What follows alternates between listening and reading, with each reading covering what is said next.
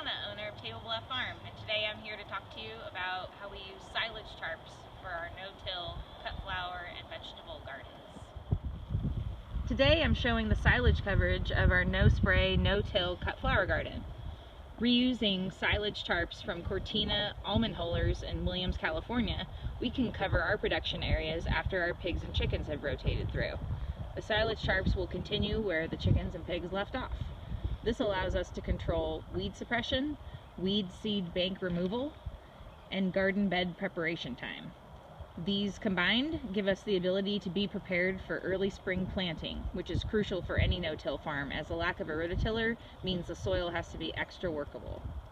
In our vegetable production areas, we will be using the silage tarps for killing back our cover crop that will allow us to transplant directly into the plant residue in about 4 weeks' time.